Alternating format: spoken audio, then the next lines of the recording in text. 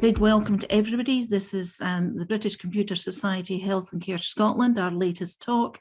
And this is based on the DigiFest event that took place on the 1st of December, 1st and 2nd of December actually, in 2021. We had lots and lots of people put in poster abstracts and they were a really high standard. So we were delighted that we shortlisted 3 from the research sessions, which is today, and 3 from the SIRS design, which is going to be on Thursday. So if you're not booked for that, you might want to book for that on Thursday as well. Same time, 12 to 1, and you'll get the link sent to you. We've got fantastic people here to present. The projects are really, really interesting. The session is being recorded, so if you don't want to be on video, you can put that off just now or stay on and then you can look back and see yourself in time go by. We're going to record the session, as I say, and the links will go up on our past events page on BCS Health and Care. And just a plug, come and join us, the British Computer Society. We're very supportive and very approachable, and with specialist groups, and get recognition for that digital side of the work that you do, whether it's in research or service design. And it's a great networking opportunity as well. And you've got everybody around to bounce your ideas off if you're developing them, and everybody can help each other. And we've got specialist learning and development, we've got specialist healthcare, special health informatics, nursing, lots more, primary care and so on. But the focus today, we have got Kieran and Bethan with Morgan and Ryan, and they're going to share with you what they've been working on their research, which was recognised, as I say, at DigiFest 2021. So with no further ado, I'm going to hand you over to Dr. Kieran Egan, and he's going to tell us all about his project from University of Strathclyde. Thanks, Kieran. We'll put everybody else put their video off, please, and mute your mics. We'll do questions afterwards. Thanks, Katie. So I'll just share my screen here. And if there's any questions that come up in the chat and so on, I won't be able to see them till the end. So hopefully everything okay there. You can hear and see everything fine. So yeah, as Katie said, so my name's Kieran Egan. I originally did a PhD on the focus of clinical trial design and translational failure in clinical trials at the University of Edinburgh. I'm working at the University of Strathclyde as a research fellow specialising in digital health and wellness, and really appreciate the opportunity to share the work that's being presented here today and to be part of these presentations here. It's very much a team effort, I'd say as well. There's some great collaborators who are named as authors here, but there's also some incredible co-designers, people who've come along and donated their time or been willing to try out new things. And I think that there's a real kind of group of people. So while I'm presenting and I've led this work, there really is an incredible group and collective that has got us to this point to be able to share it today.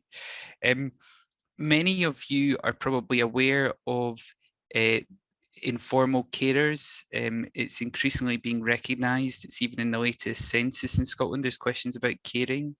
As a definition, a carer is anyone, including children or adults, who's looking after a family member, partner, or friend who needs help because of their illness, frailty, disability, a mental health problem or an addiction, and cannot cope without their support. The care that they give is unpaid. And I find it staggering the number of carers that we have across the UK and beyond. Even if we kind of laser in and look at Scotland, you know, we can see that there are 140,000, approximately 140,000 NHS staff. And when you compare that to the number of carers, you've got 700,000. And this equates to something like the populations of Edinburgh and Aberdeen combined, the cities. So it's really a massive number. And we know that carers face pressures. We know that in the COVID pandemic that more of us have ended up doing caring roles, looking after individuals, and also that it's meant that carers have had enhanced things to do, for example, being the face of public health measures as they've changed, being somebody's guidance and being somebody's support as well to cope with all these different changes. So we know that caring is tough for many. Some people end up caring a few hours per week. Some people end up caring, you know, maybe 24/7, and it can be a very kind of ongoing situation. They're a very heterogeneous group of people, but we see that quite often over the long term, while there are some benefits of caring, a sense of purpose, sense of belonging and so forth, there are some real challenges that are faced.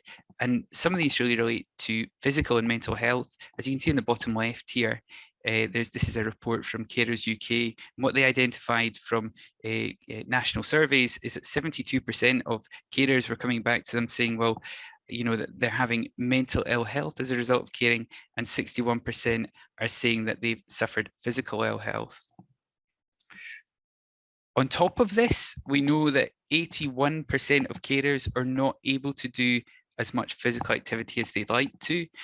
And working with colleagues at Strathclyde, we started looking into this area and seeing what there was. And the feeling was that there's quite a bit of mental health supports, or supports with kind of activities of daily living or improving quality of life for the person who you're caring for. But there's less research that we were able to find focused on physical activity for the carer themselves. There has been some research in this space. And then equally or conversely, when we looked at what's out there just now, we can see that there's lots of big brands that support physical activity that's really, you know, motivational and useful for individuals who are maybe building up to do marathons, or kind of, you know, building up their own physical fitness or training plans. But what we saw is that there's a bit of a gap, because the pressures, that 24-hour care scenario that I was talking about there about carers, it's a different challenge to be dealing with. And we didn't see a lot of physical activity supports which were really suitable for carers. And we also saw a lot of reliance on things like GPS. So, you know, where you are in society, you know, where you're moving about, your geographical area, and also step counts. And when you take that in the context of a carer in lockdown who's spending increased number of hours at home looking after somebody, it means that there's kind of challenges to get that accessibility for them to even have the tools readily available to look after their own physical activity. And also, it's just the timing as well, because perhaps having 2 hours in a day or an hour to get to the gym and back and things like that isn't quite feasible if you're looking after another at home.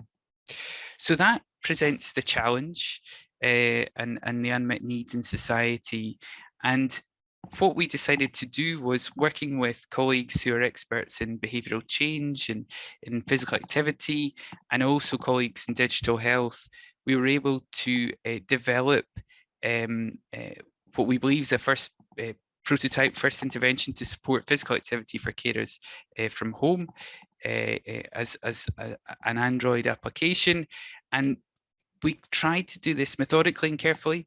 We looked at the needs of caregivers. So we looked at the literature guidelines. We had focus groups and a co-design group. So we looked at, you know, for example, scientific knowledge, how much physical activity is recommended, and how accessible are these guidelines for carers on a regular basis. We then had some really fun and creative sessions, although maybe I find them fun. I hope the co-designers did as well. Sessions to build and understand and unpick what we wanted to see in the app, so it really was solving a problem. So looking at the needs of carers, bringing in health and social care professionals who might see, you know, many carers coming through the door over time with different problems, different challenges to deal with.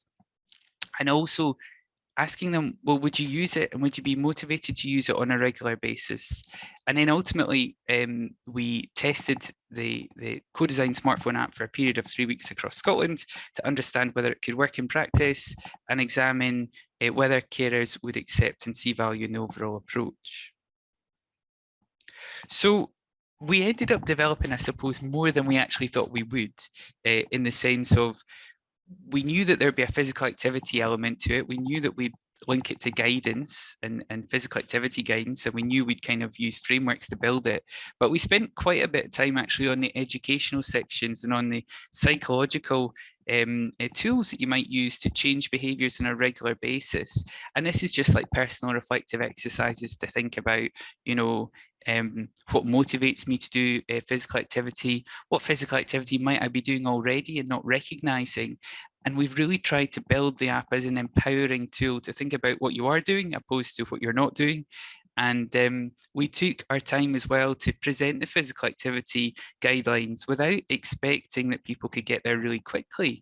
A lot of the people who subsequently were involved in the feasibility study, you know, they've been carers for many, many years. So the idea of them going from not being able to do so much to suddenly meeting the physical activity guidelines is a bit off. So it's a course where you can learn about physical activity, but you can also drop straight in as well if you want to, and try out different physical activity videos. We had a number of these videos. You can see them in the top right hand side of the screen here. We had a number of these videos developed. They were all based on the physical activity guidelines. So they're things like muscle and balance, cardiovascular exercise, and also sedentary breakers. And we had some very motivational and talented and experienced colleagues in Strathclyde Sport who were able to develop that. And they did that from the home setting. And actually, that's something that I think was quite encouraging for individuals, because it was moving away from specialist equipment, you know, in a gym environment, and instead it was somebody doing it from their own house. So we have the co-design group, we had the educational sections developed, we had our activities. We also had some elements of social activity. It was perhaps more the underdeveloped areas, but you could share what you did on a variety of different platforms from the Android devices. The trial overall has been really, really encouraging, because we saw that actually people were interested to use it, that there was the approach did hold feasibility. Just even one or two quotes, there's a few folks that said, for example, the education part lifted me into feeling I needed and deserved this, loved the scheduling and the programming. And there was somebody else, another carer, who came back saying, I've been trying to lose weight and this app has got me thinking about not only my exercise, but my diet. And we heard other things about people pulling out trampolines and you know, changing a wider behavior stimulated by the app, and we find that really encouraging. And we're going to collate all of this. We've got a paper we're about to send as a second paper to publish on this work to see how far we've got here. So in terms of where we're at, we've got a strong indication of feasibility, acceptability, and usability. We're now working with a developer. We're developing this from an academic prototype on towards a more kind of commercially platform-driven prototype, and then this will meet NHS X requirements and so forth. And our initial prototype here had 3 weeks of behavioural change, and now we can see that there's value in it. We're going to extend this for much longer, and also we've got funding to continue the work till the end of December 2023 to personalise for dementia. So there's lots of scope still to move further here. And already this year we've had 24 further co-designers sit down and tell us what they think, you know, doing prioritization techniques such as Keep Loose Change. I'm really optimistic for carers in Scotland. They're in the census, they're being recognised much more. We can see a national care service in the horizon in the years ahead. And I really hope that this type of innovation, and this is one of many, you know, they'll continue to come, and we'll see carers valued and recognised and supported with evidence-based tools. And if anyone would like to find out more or chat further, my email's there on the right-hand side, and there's also a couple of Twitter handles, both for Carers Research at Strathclyde and also my own. Thank you very much. And thank you, Kieran. That was excellent. You got us off to a really good start today, and that's really, really interesting. Folks, we're a very small group today, so if you want to put on your videos and ask the questions live, you're very, very welcome. I'm going to ask one question first, if that's okay. I happen to be doing work around the carer census, following up the Carers Act 2016. So it was great to hear that connection Have you been working with the Carers Trust or Carers Centres, Kieran? Yeah, they've been a huge part. In fact, I probably kind of undersold the role of carers here. We've had carers involved in the co-design from the very outset, and Carers UK or Carers Scotland have been a core partner of that, and it's been tremendous because they've given us links to recruit individuals across Scotland. And the next load of funding that's coming in, we're going to work a little bit closer with health and social care partnerships and see whether we can identify carers there, because I think that one of the challenges that we face from here is, even if the evidence is good and the idea is good, can carers reach it, and will they continue to use it, is the next, some of our next challenges. But certainly it's a really, I'm really blown away by the amount of time that carers are willing to spend to help feedback and tell us what they need. But when you see these statistics about how many there are and the challenges that they face, and you kind of think it's great that they're willing to give up their time, even if it's 15-20 minutes, half an hour here or there to do that. Interesting, you're going to focus on dementia as well. That's really interesting. But are you pinning any of it towards young carers? That's definitely an avenue that we'd like to do in the long term. Yes, I think the understanding that we're gaining is that the personalization is really important. So, and I think there could be different versions developed for different audiences, and we've seen this with mental health supports for carers. So it's something that I'd really like to do in the long term. I think there's a challenge when you deal with different age groups, and particularly with carers. One thing that can be motivational to one group can be really, or one person can be really off-putting for another. So we need to really consult, and if we're doing one if we design it for younger carers, I think we need to sit down with a really solid group of younger carers.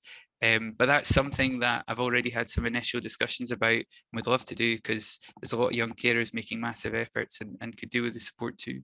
Yeah. That's excellent. We do have somebody who'd like to ask a question. Unfortunately, their ID doesn't show up their name. So if you'd like to come on, you'll know who you are, number 170-27704. You're very welcome to unmute and ask a question.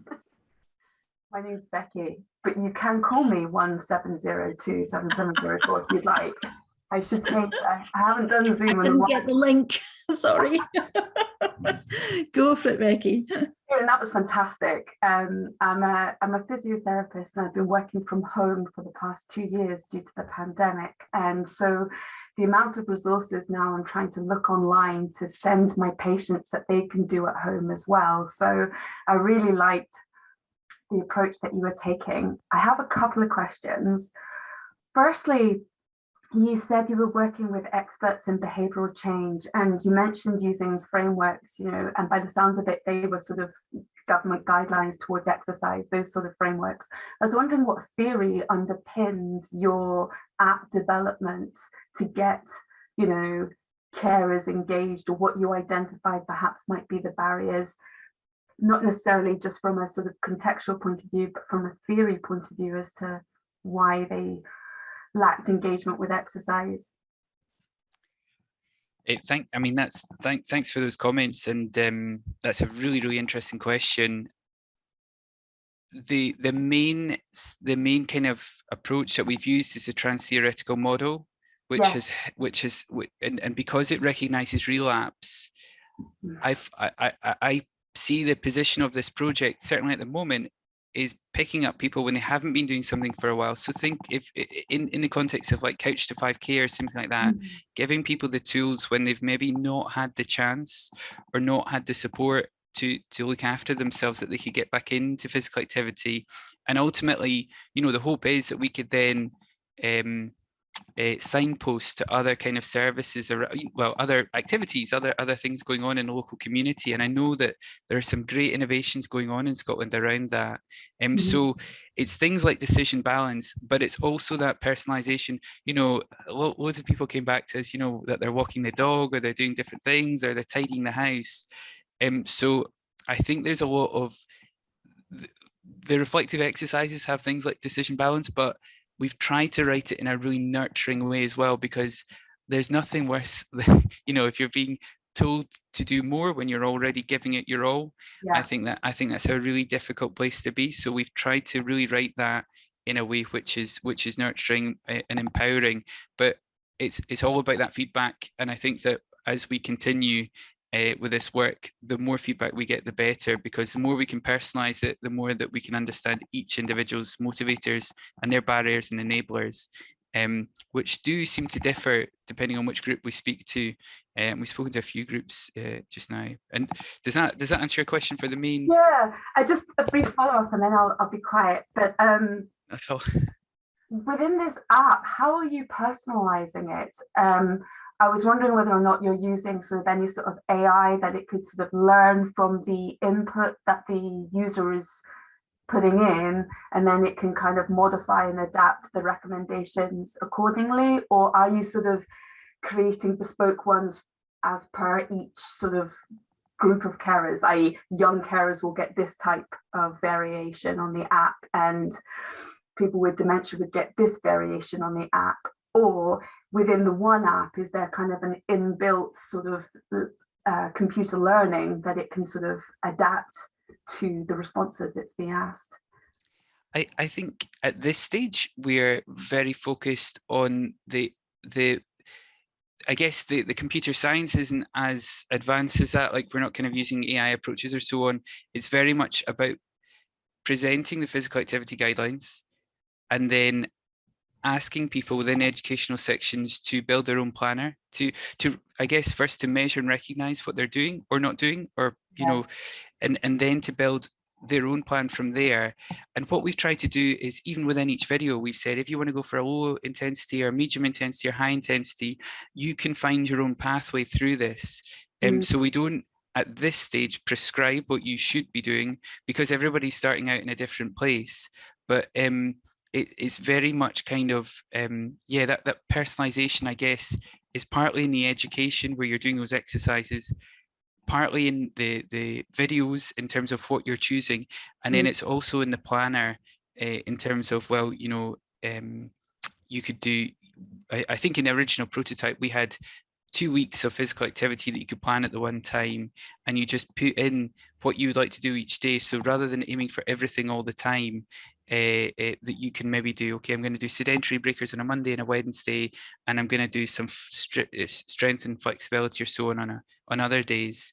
And actually for some of these, it's slightly easier to hit the target guidelines than others. So for cardiovascular activity, that time intensity might be more challenging for some users opposed to sedentary breakers, but I guess we're all different. So that's some of the personalization, but that whole conversation on personalization is something that we need to keep driving forward, because it's kind of the hook and it's a motivation. And I think when people are so pressurized, it's something that I'm really cognizant of, that we just need to keep improving. So if you can, it'd be great to drop me a line and chat to you further, because just unpicking how to motivate individuals when, you know, when things are busy is so important. Yeah. Oh, that's great, Kieran. Thanks so much. Thanks, Becky. And thanks again, Kieran. Sharon, will keep your question for later if that's okay. And we're going to move on now with Bethan Wistons and Morgan Lees, and they're from NHS Wales to tell us what they've been up to. Hi everyone, I'll just share my screen now. Hopefully you can all see that okay. So we're from Tech Cymru, we're based in Wales. We work over video consulting, telehealth and telecare, so they're our main programmes, and a lot of our work sort of stems and moves in between those, which is really nice actually. This piece of work around remote working was back last year, I think, very early on, as you can see there, March 2021, and it was, you know, when lots of clinicians were having to work from home due to the pandemic. So we evaluated Attend Anywhere, which is a video consulting platform that lots of people in Wales were using during the rollout, and we found as a finding from that actually that lots of people were using it from home, and that's where this work sort of stemmed from really. And we were interested to, you know more about that, and going forward as well, what people were thinking about working from home. So yeah, as it says, we were evaluating Attend Anywhere, and this is what came from that work. So we wanted to look at the benefits and challenges of remote working, for everyone really that was working from home in Wales. So we had lots of clinicians from the NHS, but also health and social care and other professions as well. We work really closely with Welsh Government, so their aim really was for us to be able to do this piece of work and look at what can be done then going forward, to ensure that remote working is safe and, you know, it can be implemented correctly for everybody that, you know, wants to work from home. Obviously lots has changed since March 2021 and also October as well when we did our second part, so I think that's important to bear in mind, is that these things are constantly changing, and I guess that's just, you know, another benefit for us really, is that we can go back to it and investigate it more as time goes on. So the work started in March. We reached out to everyone, I think, in NHS Wales to see if they would like to take part in this piece of work. And one thing we do really well at TEC is focus groups. We like to, you know, speak to all of the clinicians and really get a feel for what they think of certain things. So they worked really well for this, and we ran lots of focus groups with lots of different clinicians and health and social care professionals. Alongside this, we also did a survey as well, obviously for those that couldn't attend the focus groups, because we wanted to make sure that we reached out to as many people as possible, and that allowed us to do that. So once all of those were done, we analysed them. Obviously, as you can imagine, lots of transcripts flying about and coding for the thematic analysis. So that took a lot of work, but the findings were really, really interesting. So Morgan will go through some of those with you now. Yeah, so as Beth said, obviously we conducted surveys and focus groups, and down the centre you can see the findings for the part 1 of this study. We identified 5 themes, and there was a total of 138 focus group responses and 396 survey responses. So the first of the themes that we identified was the like or dislike of remote working. We tried to steer away from the, you know, the use of the term working from home, because we were aware that a lot of clinicians don't work just from home. So we decided to stick with remote working. A number of the professionals commented on how working remotely increased the convenience of their working days and it improved their work-life balance, as well as and numerous professionals commented on the fact that it saved them a lot of time and money without having to commute back and forth the office or wherever they decided to work from. The second theme that we identified, within that theme as well, we identified some disadvantages, and that included feeling isolated or clinicians feeling less supported from their management, as well as impacting negatively on their working relationships. 49.9% of professionals that were in this study made comments that their working relationships had been negatively impacted since deciding to work remotely. The second theme then was the suitability of remote working. So 87.1% of the professionals that we discussed with said that they did have enough space to work remotely wherever they chose to work from, as well as 75.4% of professionals having appropriate technology to work from home. Therefore, 66.8% of these individuals felt that they could fulfill their clinical responsibilities while working remotely. The third theme we went on to then was the more personal impacts of working remotely. So this is like health issues or anything that they impacted that, you know, influenced them as individuals.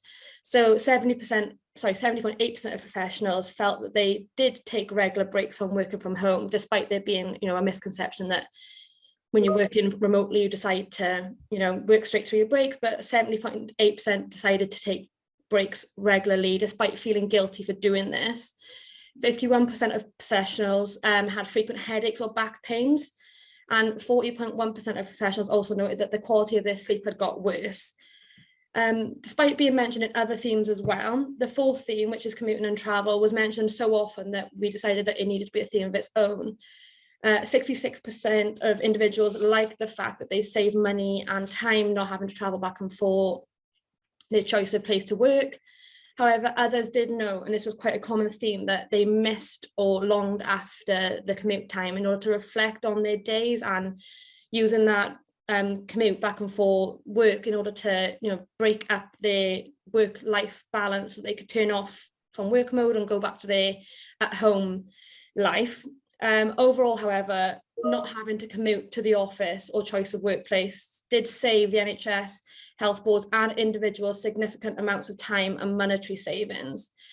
The final theme then that we picked up on touched upon this idea of an ideal working model. So 83.5% of clinicians desired to have a blended approach where they could choose whether to work remotely or work in the office under management supervision. And a lot of the clinicians and individuals did express that they appreciated this choice and that they got to choose which working patterns suited them and which working patterns didn't suit them. So I'll pass you back over to Beth, who should explain the second part of our methods. Yeah, so 7 months after that initial part one, we followed up then with clinicians, and we wanted to create recommendations from all of their feedback. So we created 15, I think, to begin with, and we sent those out back to the clinicians that took part, and we just wanted to see what they thought of them, whether they agreed, disagreed, any comments, whether we'd missed anything, because obviously, you know, open to interpretation, isn't it? And we wanted to try and get a whole picture really of what was going on for everybody. So part two of that was the survey. So like I said, we sent it out, got their feedback. Part two findings were really interesting, actually. I think obviously, like I said at the beginning, so much had changed in those 6-7 months, and quite a few people that weren't working from home were now working from home, and vice versa. So it was a very mixed bag really in that sense. But the main things, you know, were around technology. So some thought that technology should be offered to those working from home. It shouldn't be made mandatory. You know, not everybody wanted it. They wanted to sort themselves out, or they already had access to certain things. And also that, you know, the space that you have to work as well needs to be correct really for you. And lots of people, you know, weren't having the option for that. You know, lots of people were moving house, and you know, they just didn't have the space to work properly. So that was something that came up quite a lot, which was really important. Another thing was the isolation as well. It can be quite lonely to be working from home, and it was mixed. You know, some people liked the thought of having these social activities with their team and wider social circles, but others again thought that these shouldn't be made mandatory because not everyone works that way, and others, you know, quite happy to get on with things on their own. Managers as well took part in this, and managers and clinicians also felt that perhaps roles might be overburdened in terms of, you know, when you've got staff working from home and the extra responsibilities there that managers need to take on board. So there was lots of feedback around that as well. And also how these recommendations were to be, you know, put into place. Lots of people thought that it should be the employers being involved as well, rather than just a top down straight from, you know, your managers. So lots of work around that, which was quite eye opening to us as well, to see how people would want these implemented. And lots around expectations of working from home. It was quite new in the NHS back last year. So people weren't sure what to expect, and also what the expectations of them were. So it's really important from the feedback that we've got that those are outlined really well between employees and managers. So as you can see there, taking breaks, does that work in the same way as it did in the office? And, you know, it's different for everybody in each service. So from all that feedback from the surveys, we then went away and we made 7 recommendations then. So sort of narrowed those down from the 15. Kind of, you know, goes on from what I've already said, so that managers should be involved in the decisions, but ultimately it's up to the employee. As Morgan said, the ideal working model was blended for a lot of people. So some did want to work from the office and also have days at home. Lots around IT, and, you know, that needs to be improved. The infrastructure in Wales in some areas isn't as good in others. And that was, you know, the focus groups were quite nice actually, that people would be able to see, oh, well, you've got that in your team, but I don't have it in mine. And, you know, the things that they can do to get that really. Lots around note taking and things, and, you know, having to do it on paper and then onto computers. There was lots around that as well. And I think it's just important that, you know, individuals do want different things from their working relationships. And that's something that we were really keen to highlight to Welsh Government actually, is that, you know, these recommendations might not suit all, but we need to get it as good as we can for everybody that's involved. From the recommendations as well, loneliness was just, you know, a very small part of mental health for clinicians. So while that's challenging, it should be made a priority really. Things that employees can find themselves, lots of resources like that, but also something that teams and managers can take on board as well. Again, you know, lots has already changed, and I know lots of clinicians that we speak to have gone back into the office now, but it is still really important for those that are working from home. So since we did this in October, we've written it up into a report that's been given to Welsh Government. We're also writing it as a manuscript for a journal publication, because we want to be able to share this work with others for recommendations to be, you know, taken forward and put into place in other areas. But Welsh Government are really interested in the work around climate change, so the commuting and travel that Morgan mentioned, and also building an estate, you know, with empty offices and things, what can be done there. So those are the areas that Welsh Government have, you know, flagged so far in terms of their policies. So we're hoping that this work can continue and we can look at it again in a few months as, you know, things change again. So yeah, that's our work there. Thank you. Thank you both so much. That was excellent, Beth and Morgan. Thank you. We have 2 questions coming in for you already. Becky's asking if you've noticed that there's any tension between those who were able to continue to work from home and others who had been told they had to go back to face-to-face working. Yeah, so we come across. Yeah, we speak to lots of clinicians in all of the work that we do, like I said, across telehealth and telecare. So remote working comes up even when we're not talking about remote working, because they're aware of the work that we did previously. And that is something, you know, the difference, I think, between teams and the feelings then that people have, where, you know, people were able to work from home before the pandemic and others that were able to just because of the pandemic, and then, you know, what they want to do then going forward. And it's difficult, I think, to have a sort of one rule fits all, and it is, from we've spoken, you know, the clinicians that we've spoken to have found that quite difficult to navigate actually. You know, do they take it to their team lead, their managers? You know, we can see what other teams are doing and it doesn't feel fair. And that is something that we've been interested in the whole way through, you know, because it was like that when we were investigating it during the pandemic. So I think it's ongoing, and, you know, it's difficult to say really, I think, but it is, we have seen that, and it does come up quite a bit. Yeah. And Sharon is asking, do you expect to see the same results if you looked at social care in an integrated system?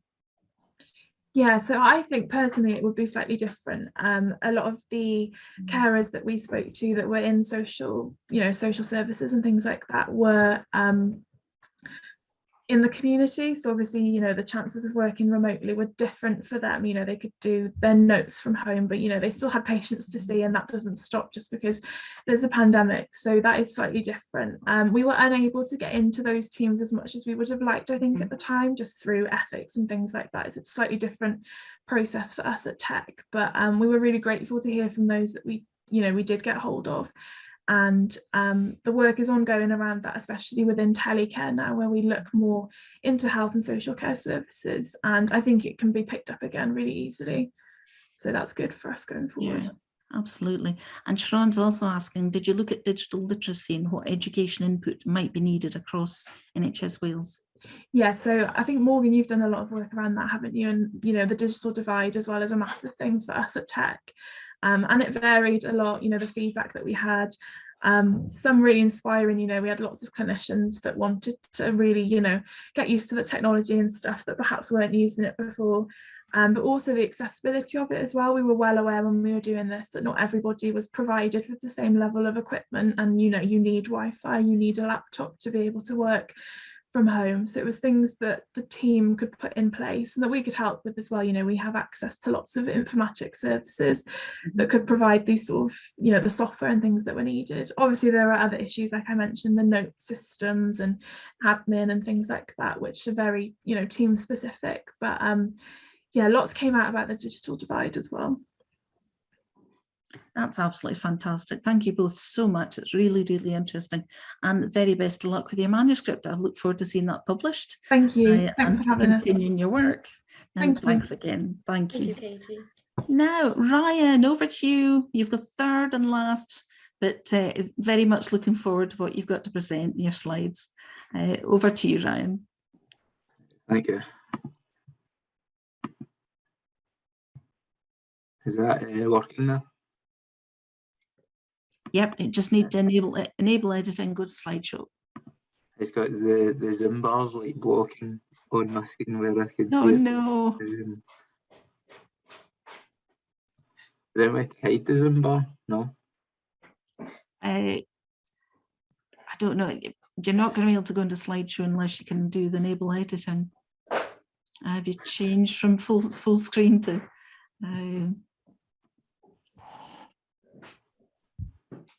Ryan, you could try F5.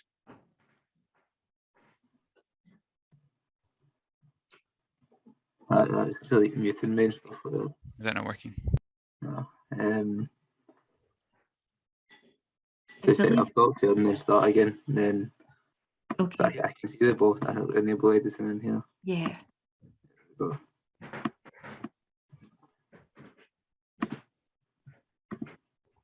That's another downside of working from home for you. I know all these different things. That's it now. Oh, excellent. Well done, Ryan. Go for it. Right, so my name's Ryan Innes, and I was giving a quick presentation today about some work that I've done for my masters last year. So the topic was about COVID-19, and it was why Twitter users obsessed with vitamin D. My two supervisors were Dr. Alexandra Mavrudi and Dr. Diane Pennington. I don't know if any of you might know them. So just firstly, just a bit of background information about vitamin D and COVID-19. So a low serum concentration of 25-hydroxyvitamin D is associated with increased susceptibility to acute respiratory tract infections. And so because a lot of the symptoms for acute respiratory tract infections are similar to those for COVID, people thought that, you know, they may be associated in some way. And then production of antimicrobial peptides to combat viral and bacterial stimuli is also supported by 25-hydroxyvitamin D, and hyperproduction of pro-inflammatory cytokines, preferentially targeting lung tissues, worsens prognosis in COVID-19 patients. And vitamin D is reported to regulate macrophages' response, preventing them from releasing too many inflammatory cytokines. So therefore, it's hypothesized that COVID-19 patients with low vitamin D status are at higher risk of suffering more severe symptoms than those who are vitamin D sufficient. So the impact of social media on the COVID-19 pandemic.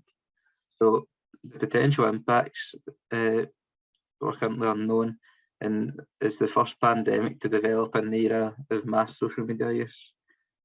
Social media differs to traditional media because it allows users to both consume and contribute to news in real time, which can obviously have both positive and negative consequences. So, for example, government sources such as the Scottish Government's Twitter page can share factually correct information a lot faster on social media than is possible in the traditional media cycle.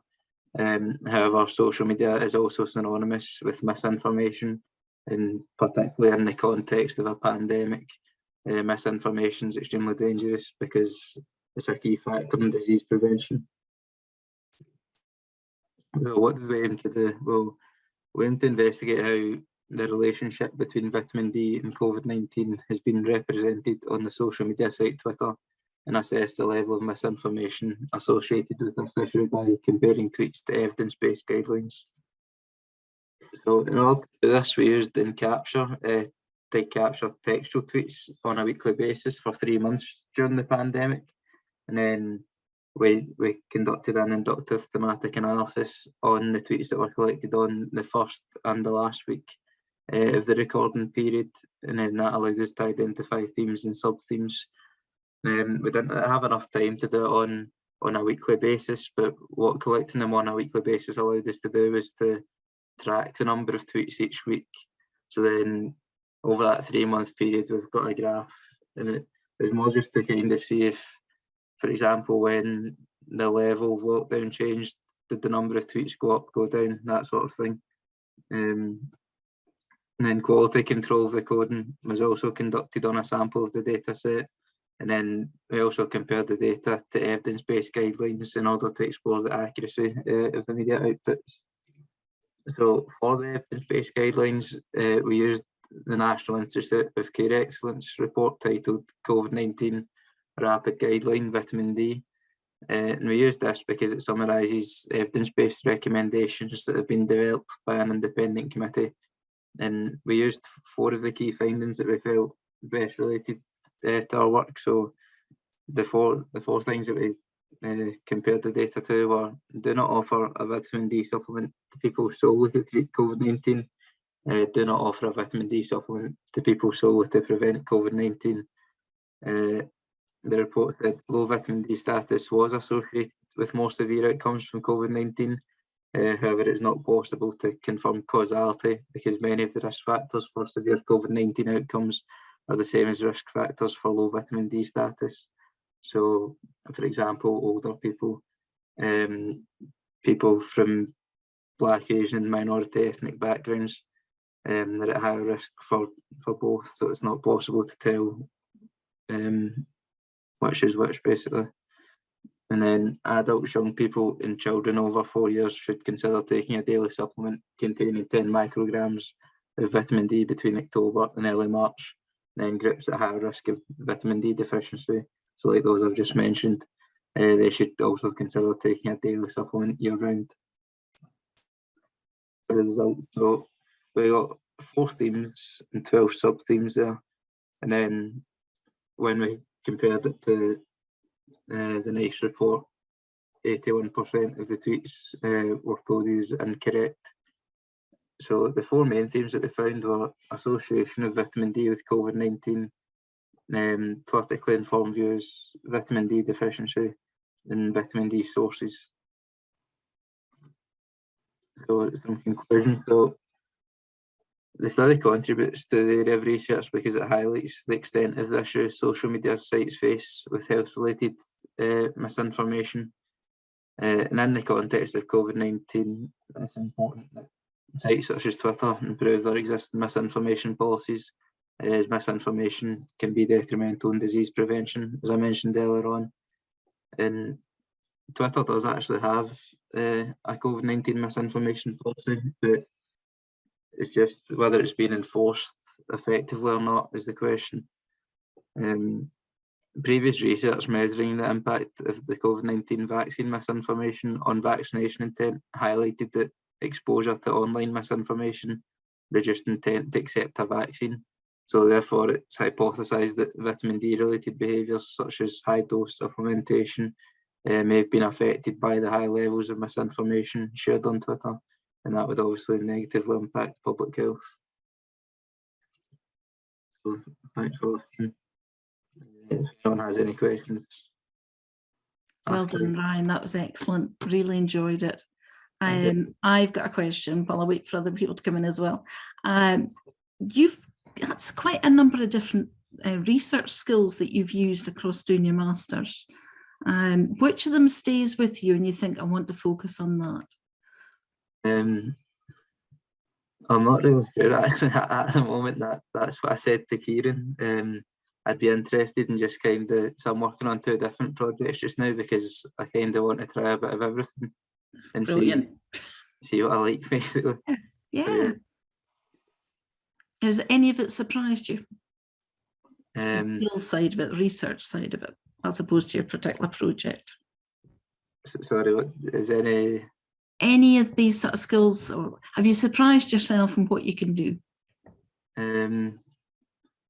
I suppose it was surprising when I started collecting the tweets because my undergraduate degree is sport and physical activity, so it was quite different.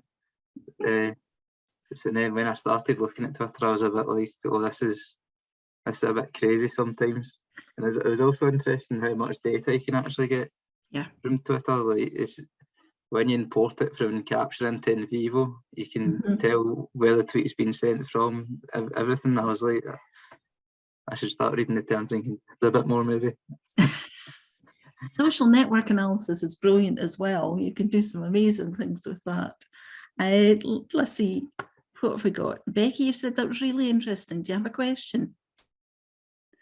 I do, but it's a bit mean, Ryan. I thought it was really interesting, and I used Twitter a little bit in. Well, I'm currently using Twitter a little bit in my research, but I came across quite some ethical quandaries as to whether or not, the ethics behind using Twitter. And I wondered, I appreciate that you're not using the quotes or anything like that verbatim. You're just basically analysing them thematically, I understand, and then quantifying how many there were over a set period. Is that right? So in my thesis, I reported quotes, but I redact, like, there was no identifiable information or anything Yeah. that was all redacted, because I think the way that all the ethics that I applied for anyway, the way that they seen it was because Twitter's a public platform, so if your account's not on private and you've accepted the terms and conditions, that's basically you consenting. Yeah, I think there's still a little bit of controversy over whether or not that is, but clearly you got through ethics, so that's fine. You're fine with that. I wondered whether or not you touched upon that debate, because I think using social media and research is really important, and it is the way forward. But I think we need to do it sort of ethically, mindfully. And what was I going to say? Yes, so to get around it myself, I used composite narratives. I dabbled in it. So I basically got Twitter moments and bookmarked them and then amalgamated them into sort of like almost a generic Twitter and sort of used it kind of that way. And I wondered whether or not, obviously you didn't because you used them for quotes, but whether or not what you thought about that approach going forward without having, so you wouldn't have to get through ethics using it that way. I'm not sure, to be honest. I think like, it's more of a statement rather than a question. But that's what I was thinking. No, it's really, really good. Kieran, are you missing any? Sorry, Ryan, are you missing any side of your previous degree? Are you happy going in this digital direction? Yeah, it's different. It's more interesting, I think. Yeah. And it seems like the future's digital anyway, so it's a good direction to be going, I think. So you're enjoying looking around and seeing what there is. Are you now thinking in terms of PhD? I don't know. Come on, Kieran, you'll need to get him hooked in. And we ask him every week. Yeah. Why wouldn't you? I'm enjoying what I'm doing just now, so well, for now I'm happy. He's only just got his masters. Leave him alone. He's knackered. Oh, goodness. Are there any questions for any of our presenters today? For Kieran, for Ryan, for Morgan, for Bethan? Do we have any other questions? There was one from Sharon. I wonder if it applies across the board, actually. Did anybody see any gender differences that were relevant? It was originally for Kieran, but I think it could be asked of any of your projects, or perhaps you didn't consider looking at that side of it. For us, for remote working, it was mostly clinicians who identified as being female. They felt that they were trying to juggle work from home with childcare and things like that, and they actually found that going into the office provided them with more structure. You know, I can't imagine how difficult it is trying to do your work when you've got young children particularly, and obviously during the pandemic as well, schools were closed for a large part of that, and that was a massive issue for lots of people. And you know, they really valued that they had supportive teams. Some had partners, some didn't, so you know, it's very different situations. But yeah, that was flagged quite a bit for us. Yeah, I think in terms of the general, you know, loneliness and the mental health side of things, I think it was pretty similar across the board. And I think it just goes to show that, you know, no one's really exempt from these feelings of isolation. And it's, you know, it just, regardless of your gender, it's, you know, really important that companies and governments in particular sort of pay attention to this information that's come out now, and like notice that it's not isolated just to one group of people or one demographic. Everybody feels these feelings of isolation and need that extra support from managers and, you know, companies. So yeah, it was a really interesting finding, particularly in regards to, you know, isolation. There was no differentiation and no discrimination. It impacted everybody equally. Yeah. Kieran, what about the carers? Yeah, I mean, we found, just looking at the numbers there, I think it's 85% of the participants across Scotland were female. Now, is that because women are more likely to respond to the study or be visible as a carer? You know, there's lots of questions in that. I mean, we've also kind of picked up some, you know, things about urban, rural settings and locations and education level and age level and things like that. But I think these are key things for personalisation. And if, you know, there are males caring, certainly, and there's lots of them. So I'd be really interested to work out, I guess it's this question about personalisation, and I think we just need to keep building on it, because maybe there's different things that, I don't know, different ideas about body image or different kind of social norms. Wherever there are differences, I think we need to understand and then, you know, use that as a personalization tool so as we can help people get what they're looking for. But it was women who were predominantly in the co-design sessions as well. And I think that is something that I've seen in other carer projects as well, where carers more likely to be represented as women. Yeah. And Ryan, I imagine you didn't really have much demographic data if you're doing it from Twitter. As soon as, I don't think that you get that from Twitter, but all identifiable information was deleted anyway. So I wouldn't know. Yeah. Did you look at the spread geographically? No, because the thing is, you don't know how. There's a location, but you don't know if it's correct or not. Yeah. Basically, so. So it's quite a minefield, really, isn't it? Trying to find out what's false and all the rest of it. So it's a difficult road to go down. So you're going to use social media again, Ryan, or do you take a different approach? Yeah, I'm not sure. I need a break for now. Maybe in the future. Honestly. Sorry, my laptop's charge is going down. Folks, that's been absolutely fascinating today. We'd seen these projects before at DigiFest 2021, and they were great then, and they're even better now. You've built on what you've been doing. Fabulous to hear about publications underway and your reports getting out, and about the new work that's coming along behind it. I hope you'll all submit again another abstract for this coming year for DigiFest 2022. They are actually trying to see if we can do it in person, and it would be at Strathclyde University.